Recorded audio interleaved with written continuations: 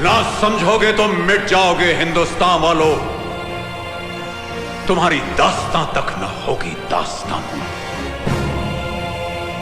ये 3 रंगों में छपा कपड़े का टुकड़ा नहीं तुम्हारा राष्ट्रीय ध्वज है।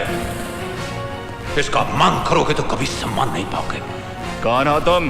कबीरा, जिसने इस परचम की आन के लिए अपना ये बाजू कुर्बान कर दिया। इस चवन्नी के तिरंगे के लिए? शाबाश। भारत माता के आंचल की कीमत चवन्नी लगाई है, तो अपनी बेटी की लिबास की कीमत क्या लगाओगे? 2 कौड़ी। दरअसल कसूर भी तुम्हारा नहीं है। आजादी तुम लोगों को विरासत में मिली है। अंग्रेजों के जुल्म और शहीदों के कुर्बानी के किस्से तारीख में पढ़े हैं तुमने, वो भी सिर्फ हिस्ट्री के पीरियड में। पीरियड खत्म तो किताब भी बंद। तो उन कहानियों को दोहराकर क्या करें? 50 साल हो गए आजादी मिले। 50 सालों में क्या तुम अपनी मां को भूल जाओगे? 50 सालों के बाद अपनी औलाद, अपनी बीवी को भूल जाओगे तुम? इस धरती से भी तुम्हारा कोई रिश्ता है? सरहद पर खड़े सिपाही अगर तुम्हारी तरह खुदगर्ज हो जाए तो इस देश पर दूसरे मुल्क का झंडा फहराने में 24 घंटे भी न लगेंगे। तुम जैसे कमजोर तो सिर्फ मंदिर मस्जिद के लिए लड़ सकते हो, देश की आन और मर्यादा के लिए नहीं।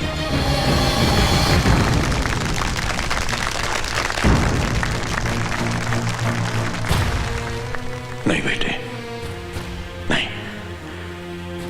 ताली बजाने वाले तमाशाई होते हैं।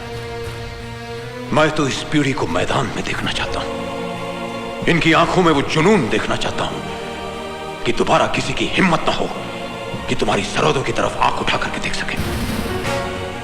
रब रखा, तुम इस मुल्क के निगहबान हो। लो, संभालो अपने देश की इज्जत को। इसे कभी बेइज्जत मत होने देना।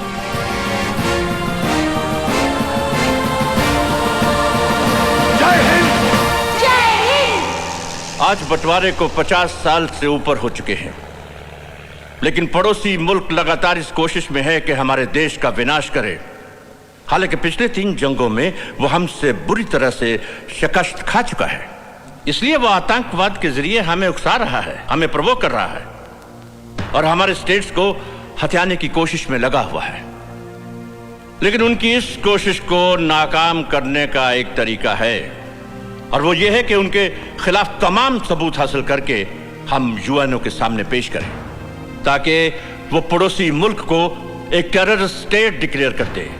हमारे इंटेलिजेंस आर्मी के कई जांबाज सिपाही इस मकसद में शहीद हो चुके हैं।